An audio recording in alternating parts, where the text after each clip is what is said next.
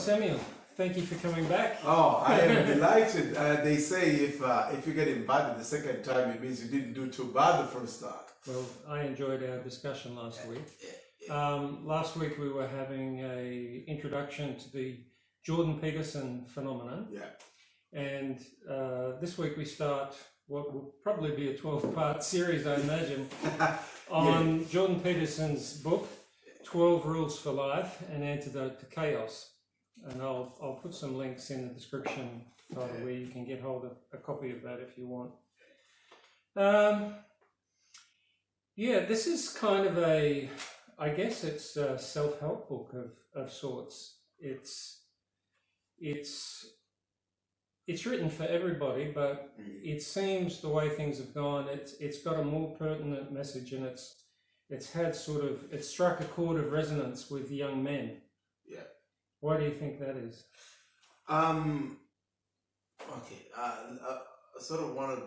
We're in an environment that is quite complex at this point. So whatever you say about men and then what are women going to think, whether they include it in the equation, I think that the case he presents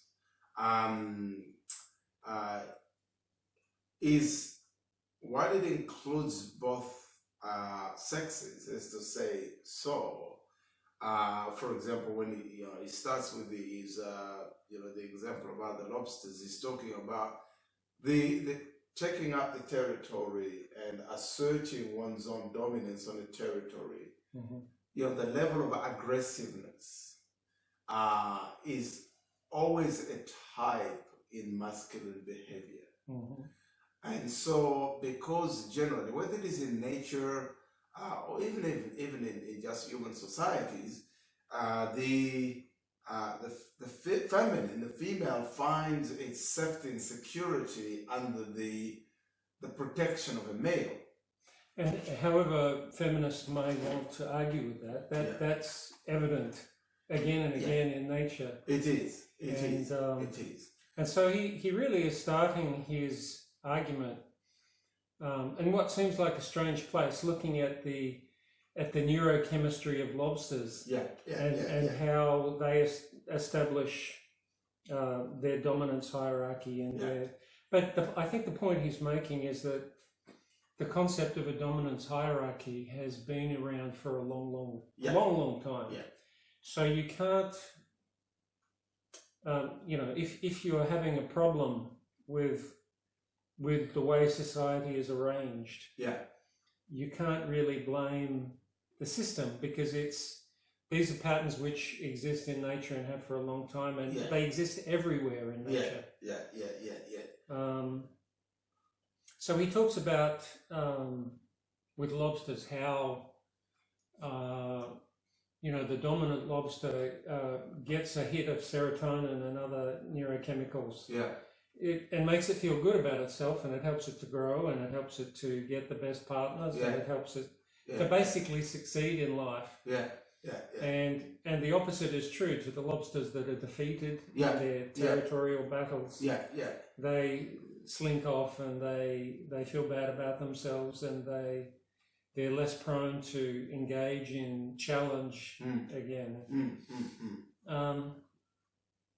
Do you think that young men today sort of feel a bit like defeated lobsters?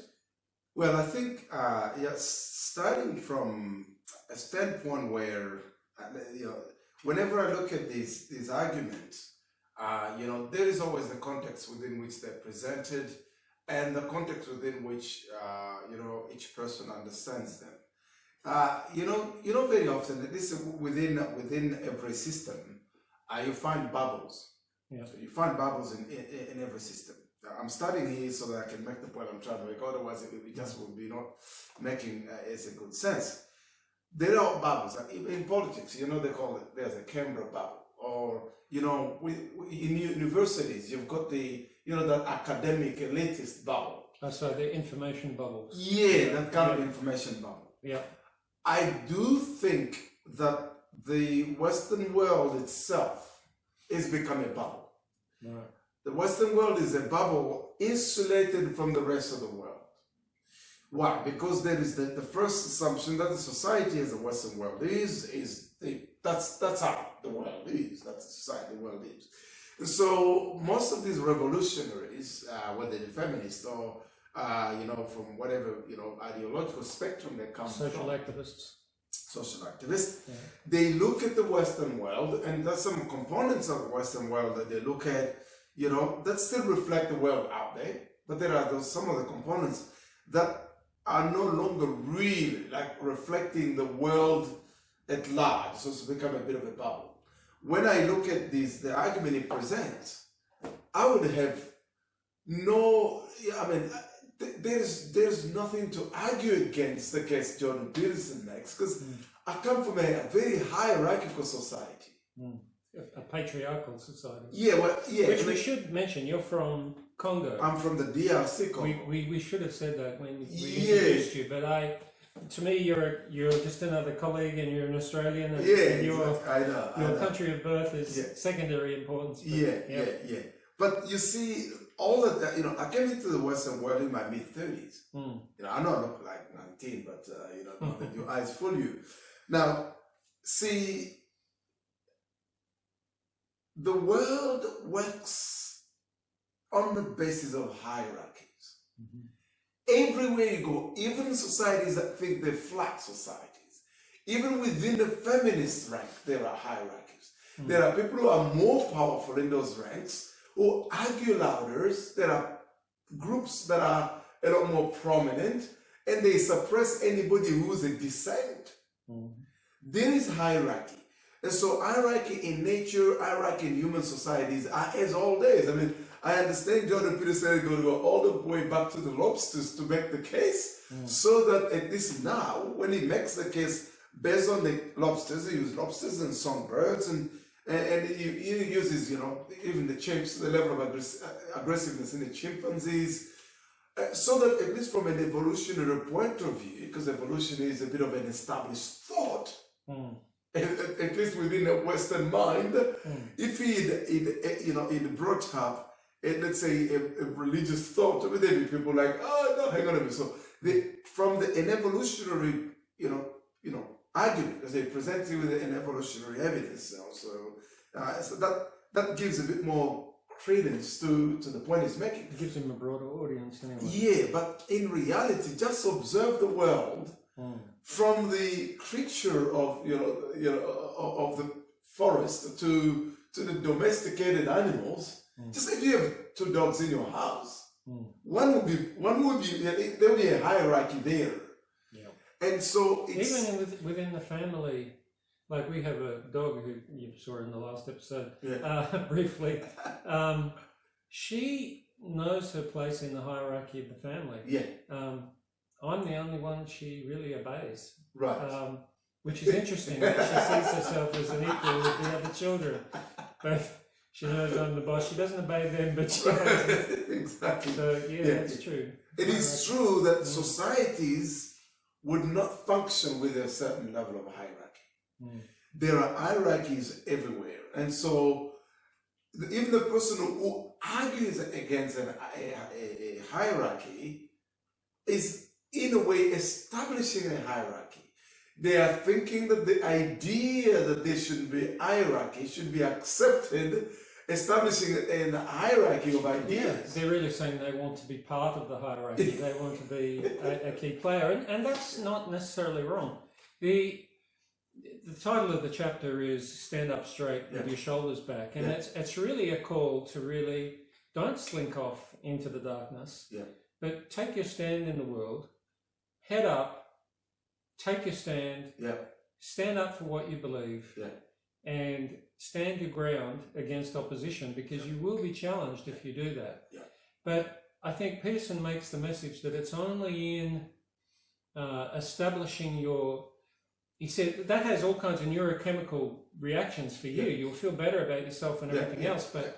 But he says what he's essentially saying is you will also find meaning and purpose in that, and that. And you might even discover the reason why you're here. I think I'd say that, stand up straight with your shoulders back. it's just not only when you do that, because if you're looking at it from the chemicals point of view, so it creates this, what it calls it, the information loop. While there's a negative information loop, there is a positive one. So the more serotonin you produce, the more you feel better, the more you assert your position. But because there's a place in the world to take, you do occupy a certain space. And so within the space you occupy, it is based on that space that you're going to interact with the rest of the world at large. And so you must, fully feel confident to occupy that space. It's your space. Occupy, find your place in the world. And because if you act, defeated and you crouch like that, and because, probably I'm sure you'll bring this up, there is this naive idea that the world is just simply made of just good, and there's goodness everywhere, there's good people everywhere, and so that you will not be somehow challenged. But if you find that there is a competition that's going on, as people assert their territory, so the strong birds do it, the chicken do it, human beings do it, and so. And Jordan Peterson, being a clinical psychologist, he's encountered and given counsel to lots of people who were struggling with issues about where they fit into the scheme of things. And he's observed, and he said it's also observable in nature that if you're the kind of person that is submissive and slinks off into the darkness, and that actually invites further attack. That there are people who have a certain malevolence that will actually want to prey on people like that. And so if you send the message that you're a pushover, then you will find you will be pushed over. Because there are some people who are so insecure in their self-worth that they will go around looking for insecure people to dominate. And a thought comes to mind. I'd actually like to talk about how that dynamic sometimes occurs even in the church. Okay. Because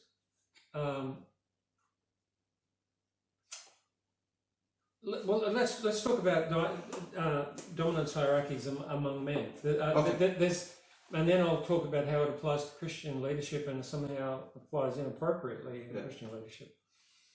You and I actually have something in common that you may not know about. Okay. Beyond our shared faith and our love for Africa. And that is, we have both had some training in martial arts. Okay. And but just so nobody gets the wrong impression, I had like 6 lessons in Taekwondo when I was at school. Right. Enough to get me in trouble. But also enough to help me stand my ground against bullies and things like that. And I've remembered those principles. You, on the other hand, black belt instructor in karate. Yes, I did.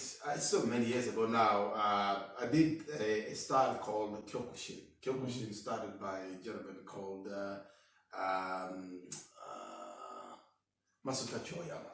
He's a Korean who went to Japan, and so it's actually one of the most practiced style of karate at this point. Well, we could go into that.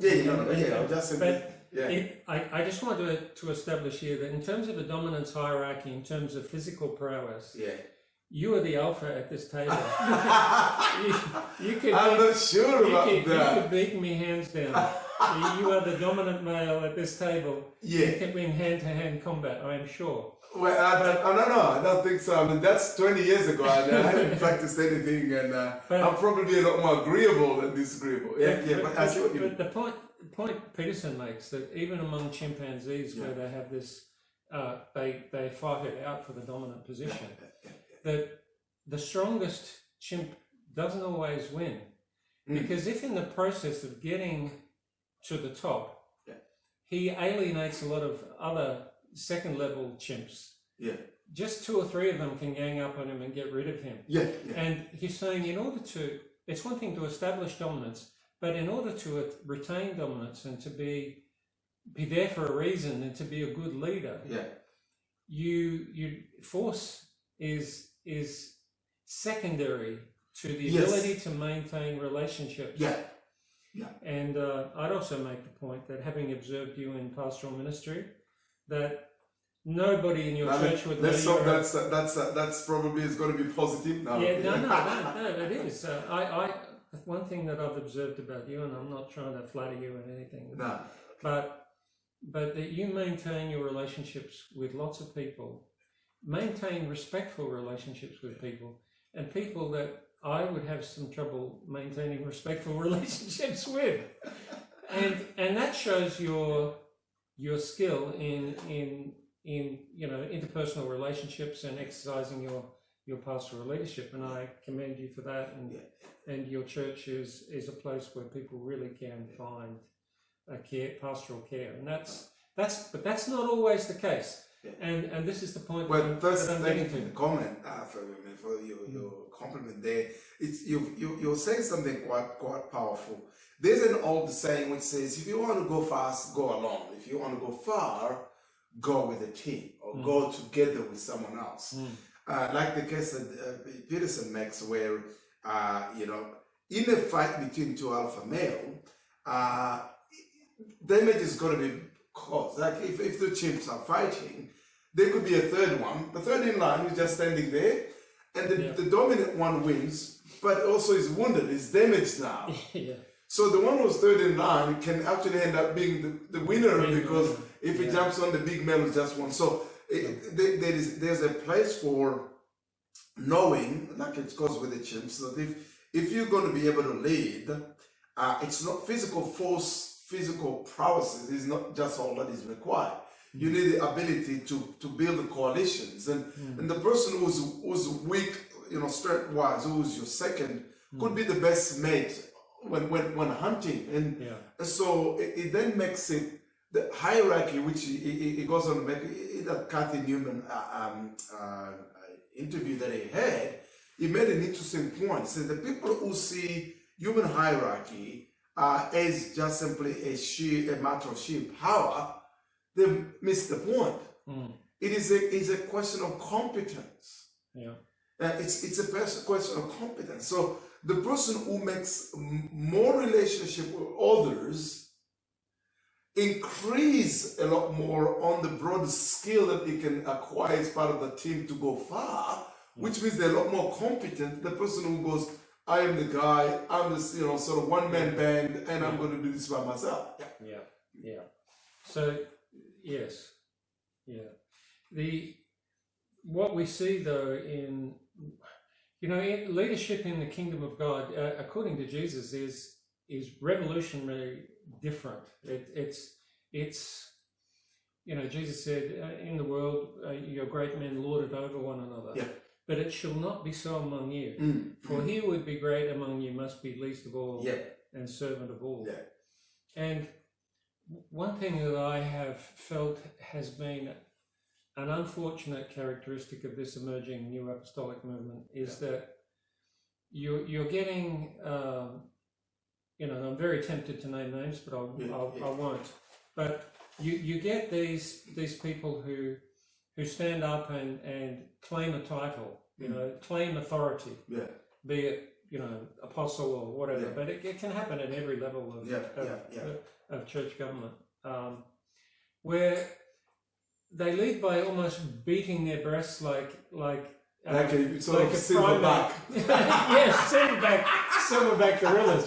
I'm the alpha male here, and if anybody stands up or expresses a different point of view or they're put down. They're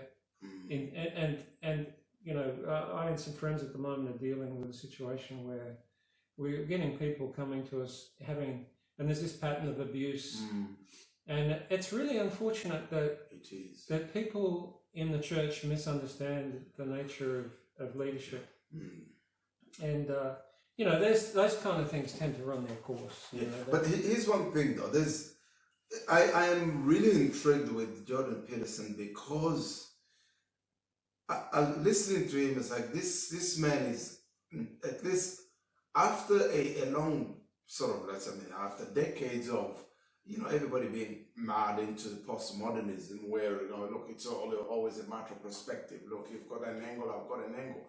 Yeah, but if we have angles, there is reality that we're trying to describe, from which you can even describe these angles. Reality is not just simply a fiction of your own imagination. What I think I find Jordan Peterson incredible is it describes reality, in the terms that used to be known. Like it was common sense. These things were known until postmodernism walked in. And so, the reality is that there is human nature. Yeah, the fallen person who we are. There's the naive idea that had become to be believed, and I've heard Jordan say this, and it says it beautifully in one of his interview with Dennis Prager. He says the first place to start to gain respect for oneself is to recognize our own malevolence. Human beings are malevolent. The people who have suffered post-traumatic disorder, especially soldiers who've been, because if they'd gone to war with the idea that they're good, and then they found themselves in situations where challenging, they've done certain things that they couldn't believe they themselves could do. And because of the idea that we are good at heart, and then it has this repercussion of you're in disbelief of how much evil could come out of you. And so human beings are, as we are by nature, there's malevolence. Everybody has to contain that self-mastery is not innate. There's no born with self-mastery. So therefore, or self-discipline. So when we can live even a little bit of goodness, it's like a dot of light in this darkness. We then should be able to go, wow, I am capable of some goodness. And that then becomes that which you celebrate. That if you start by believing there's something good. So coming to the church leadership, people are malevolent at heart. So, and the quest for power and stuff like that is always there. Jesus established, this is why he said the kings of this world, Mark chapter 10, verse 35. The kings of the world, they suppress people. It's by power that they want to rule. But for you, it will not be that. It also want to be great, let him be the servant. Think about establishing a hierarchy. The person who is the big silverback, big gorilla, who thinks, yeah, I'm the big, he would not be a big boss if there was nobody there to rule over. So you're saying that people who are like that are actually empowered by the people around them? Well, what I'm saying is they have just simply been,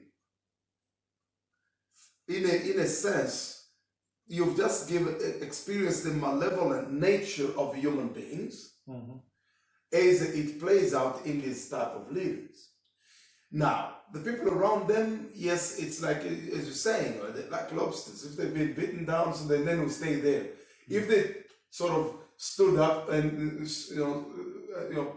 pushed their shoulder back and asserted themselves, this kind of a bullish type of leader won't survive there for long, because they have to assert that position to be right rather than be right because under the use of, in the case of the church leadership, there is no question of being right apart from being righteous, because you apply Christ's teaching. And he was the lowly and the humblest of people. And anybody who wants to lead like him must be humble.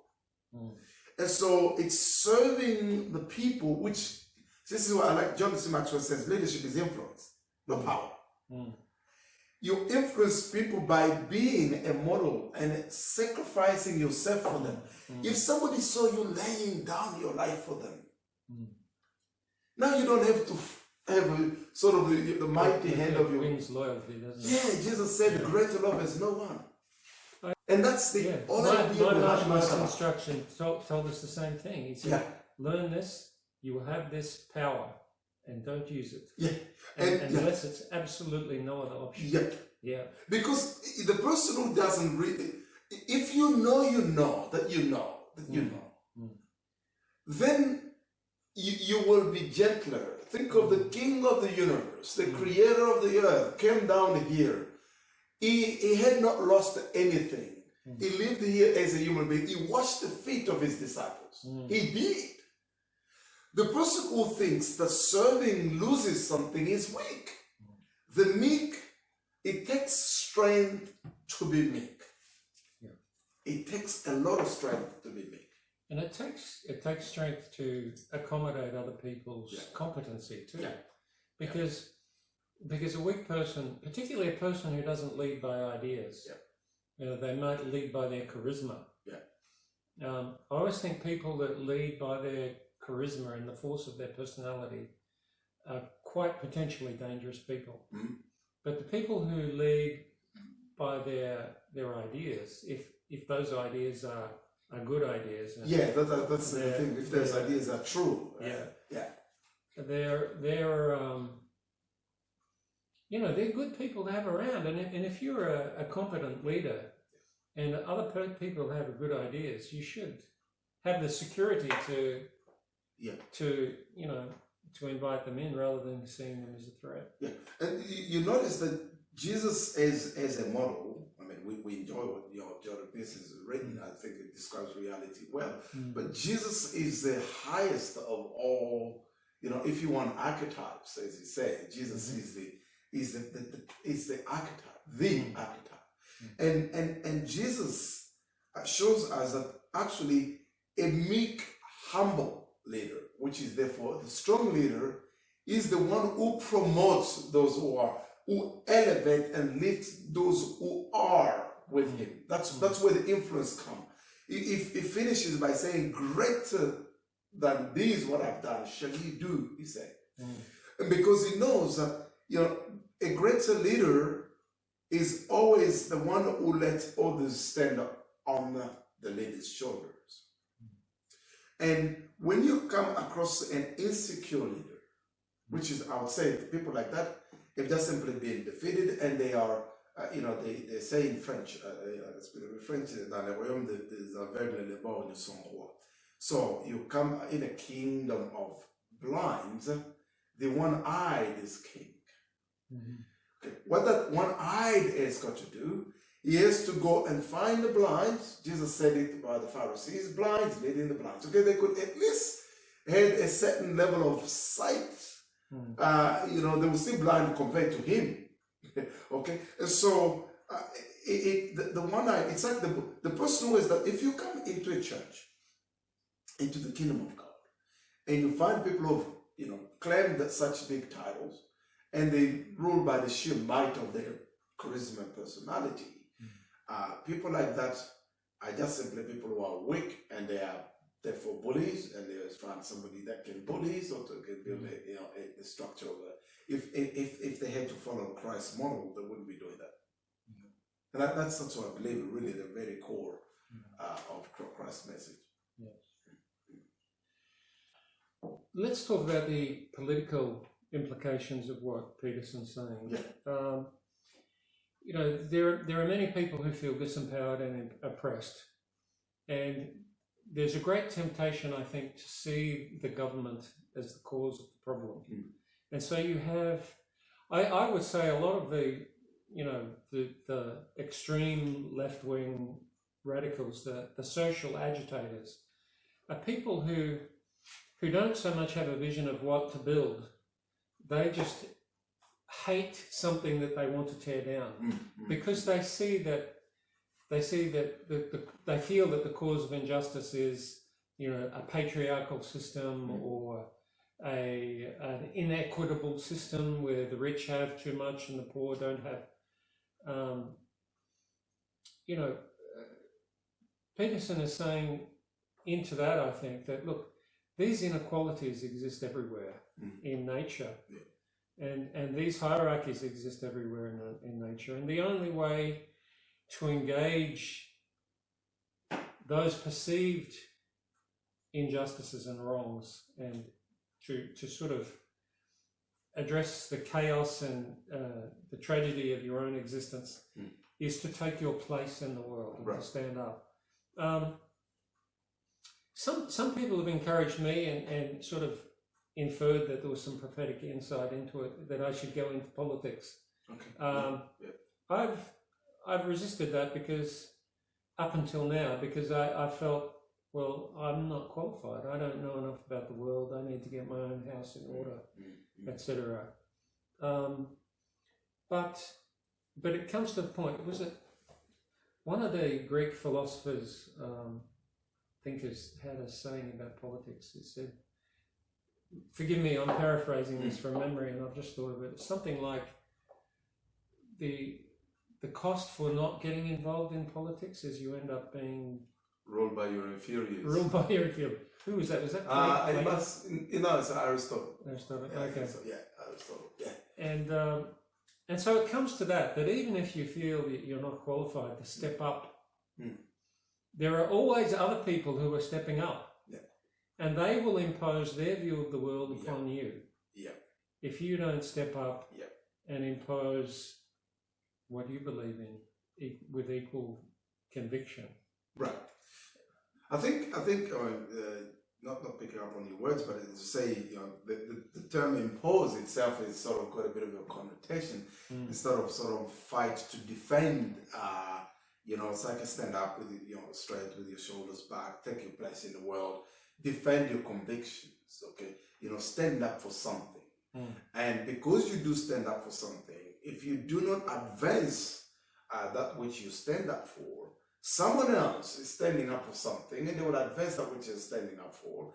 And politics is the art of governing. So, and whoever governs will advance whatever sense, whatever conviction they have, whatever they believe to be morally right. Because remember, laws are passed for the sake of enforcing morality. There is only one thing that can be legislated. It's morality. We don't legislate anything, we legislate morality. What do I mean by that? We legislate for what is right. So the law encourages what is right, and the law discourages what is evil by punishment. So, for example, we legislate against theft. Okay? So the fact that we legislate against theft discourages theft. But does that mean that you will try to legislate for every sin? No, that's not. That practically doesn't work like that. But it is to say that, by the way, our system of government was made for a moral people. Thomas Jefferson, I think. Thomas Jefferson said, one of the American founding fathers, that society, even the Western society, has worked really well because this society was made for a moral people. Because if you have a moral people, I'm saying people with morality, you will have fewer laws. The reason why we have many more laws on our books right now is because society is going morally wayward. Things that used to be that you could have left your front door open in the past and nobody would just come in, right? And so and the more morally society shifts in at least the belief of an objective moral standard that everybody ascribes to. That everybody subscribes to. And that is the revolutionary thing about Western civilization. Yeah. It wasn't always that the rules applied to everybody. It used to be, and even for a period in the Christian era, the monarchs and the rulers were still tyrannical. And still not subject to the same rules they decreed upon everyone else. But then this thing happened called the Magna Carta, which was essentially when this document was written and King John was persuaded to sign it, to basically say that even the king was subject to the rule of law. Yeah. So the real sovereign in Western civilization has become the rule of law, which of course the Magna Carta was heavily influenced by biblical morality, the Judeo-Christian worldview, and so it's no coincidence that the countries that have enshrined principles from the Magna Carta in their own national constitutions are more egalitarian societies. They're more prosperous societies, and they're more free societies. Yeah, and so think about it. What you just said. I think this is my own reading. My reading of history is that the Christian worldview starts. Think about it. From the time of the Greeks and the Romans, there were classes, and it was the oppression was always basically established. Even when we talk about Greek democracy, then the Senate was not made of just regular people. It's not the regular people who voted for the senators, and so even that democracy itself was not really democratic in a sense that we have now. Really represented democracy from the bottom up. Well, in England, I understand they have a House of Lords, exactly. which has privileged a class. So these remnants are still there. Yeah. But you see, the Christian worldview started walking. Jesus taught that we use terminology like minister, government minister. Yeah. The word minister means servant. The Pharaoh of Egypt or the Emperor of Rome was not a servant of the Romans. The Romans were his subjects. Yeah. They were his servants. Yeah. Jesus changed that. This is the verse we were quoting, Mark 10:35, established the fact that Jesus said, in my kingdom, you want to be great, you serve. You want to be first, you slave. And so the Christians started to teach this. And as the Christianity started to get into the Roman Empire, it started to shift and change the power structure. But this alignment didn't just simply arrive at the era of Constantine. No, not even the era of Theodosius the First. When Christianity becomes the official religion of the empire in 380. That's not when it happened. Because from that standpoint, people like Theodosius, was the emperor, faced Ambrose, who was the bishop of I think of Rome at the time. Ambrose decided that the emperor could not come to partake into the Eucharist because of the crimes that the emperor had committed by murdering people left, right, and center. So Christianity was starting to assert the fact that the kings must be subject to the law of God. But all that didn't happen. My reading is it didn't happen up until the emergence of the Western world. Look at the American experiment. When the establishment of a constitution that goes, all men are created equal. Like even right now in the United Kingdom, it's still believed that there is the royal blood, royal line, and they are not commoners. Okay, and so the idea that all men were created equal, endowed with some inalienable right by the Creator, was in terms of governance. It was a huge revolutionary idea. But there are aspects of that in the Magna Carta which preceded that. But you're right, it was enshrined. These values were enshrined. And of course the American Revolution was because they wanted to escape the rule of a king they perceived to be tyrannical. Exactly. So having that say that, politically, I look at you. Let's get back to your calling there. Yeah. So no one needs to know everything to engage in the art of organizing society. I don't think that's what Jordan Peterson says. Like, put your house in order, be perfect first before you can say anything. That's what he's saying. I think he's saying, okay, if you can have that confidence in self, that you have ideas you can stand up for. And of course, if you are responsible in small things, like one of the rules is, I think, rule number 2 and number 3, which says, take care of yourself like you're somebody, worth, helping or taking care of. It's an injunction. So I'm sure we'll get to that one.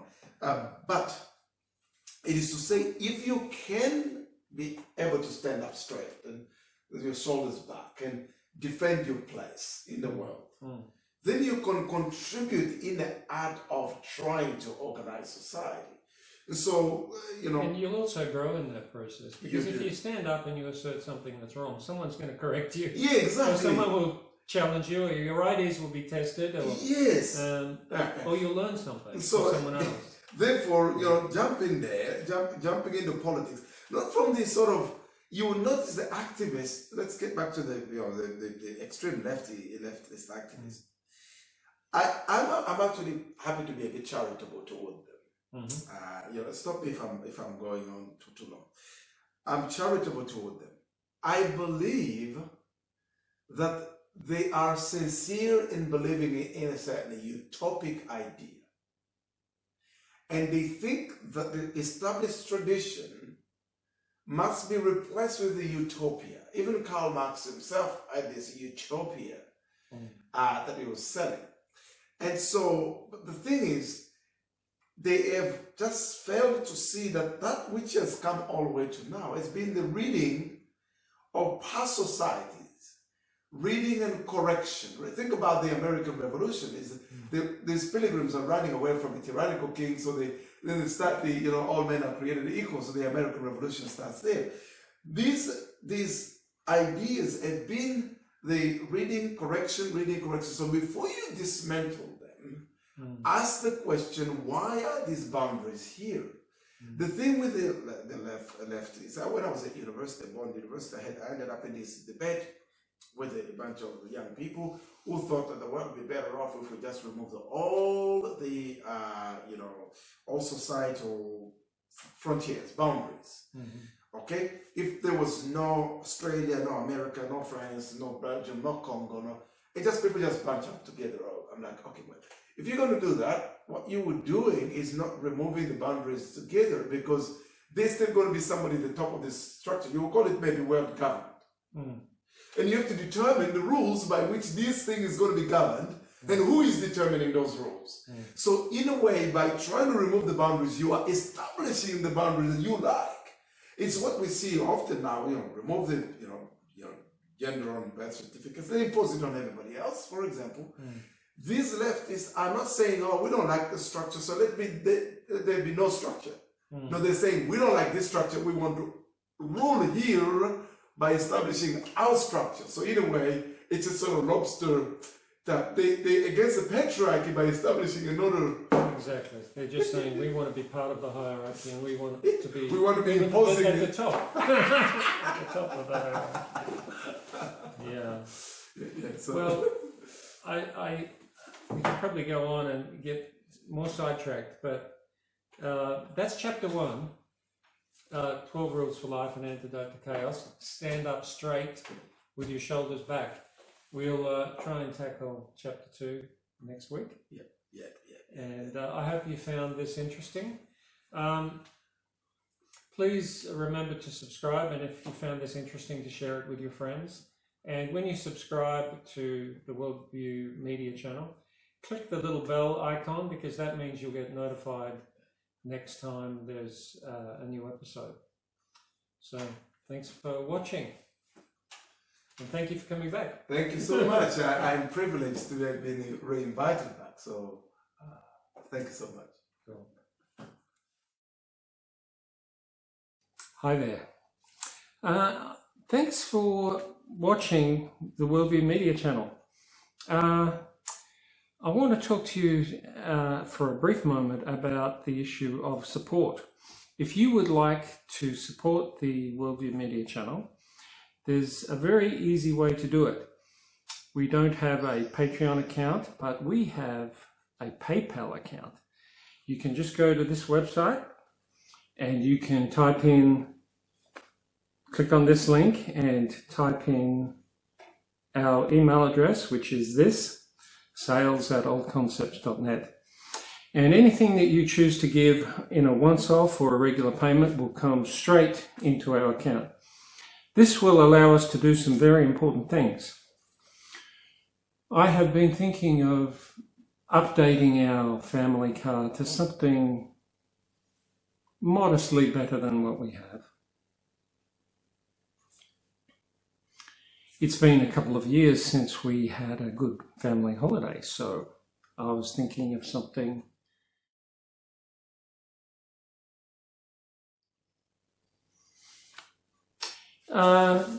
I don't get much time for personal recreation, so I was thinking of a few ideas of things that I could do to get my mind off work.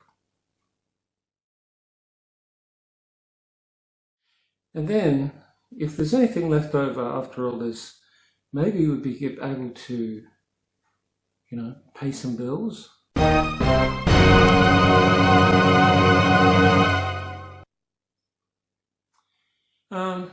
So anyway, if you're here watching this, it means that you're remotely interested in what we're doing.